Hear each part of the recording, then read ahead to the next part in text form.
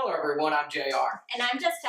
And we just wanted to take a minute to share with you one of our favorite meals. It's actually one of the first things that I learned how to make, and Jessica's the one who taught me how to make it. Today we are going to be making campfire dinners. It's a very easy and cheap meal that you can make, and we're going to show you how to make it today. For the first step, you'll need to wash your potatoes. You don't need to do anything fancy here, just rinse them off in the sink. Next, you will need to skin the potatoes. After you skin your potatoes, you'll need to slice them. I like to slice them so they're just over 1/4 inch thick. This will make them thick enough that they don't burn, but not so thick that they won't cook all the way through. After you slice your potatoes, put the slices in a bowl of water. This will prevent the potatoes from turning brown while you're doing other things. After you get your potatoes washed, skinned, and sliced, you'll need to get your meat ready. We use ground beef most of the time to make our campfire dinners, but today we'll be using ground venison.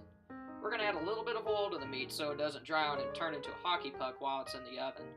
Ground beef should have enough fat content so that you won't need to do anything additional like that. So if you're using beef, just ball it up. Next, you will need tinfoil. You place it on the cookie sheet and spray it with cooking spray. After you spray your tinfoil, you will place the ball of meat in the middle of the piece of tinfoil. Next, you will surround your ball of meat with potatoes.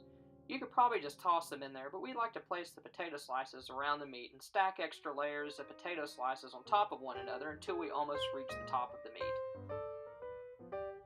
Before you close up the tinfoil packet, add any seasoning you would like to include. JR and I love Tony's Cajun seasoning, so we usually add a lot of that to our meat and potatoes. After you add your seasoning, close up the tinfoil packet as best as you can. Try not to leave any large gaps in the tinfoil. You want all of the juices to stay trapped in the packet. This will prevent your campfire dinner from drying out and help preserve the taste. Next, put your meal in the oven. We like to cook ours for around 45 minutes at 450 degrees. Once your campfire dinner is finished cooking, remove it from the oven and let it cool for a few minutes before you try to eat it.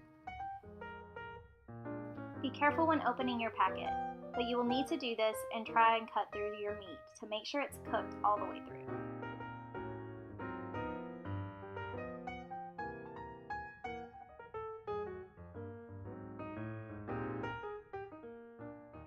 We hope you enjoy watching our video. Please keep in mind, this is just a really basic way to prepare a campfire dinner. People love to add things like onions, carrots, cheese to theirs, but this is just a real basic way to kind of get started on it. And if you like this video, please remember to give it a big thumbs up and subscribe to our channel. And also, while you're at it, click that goofy bell. Thanks for watching. Bye.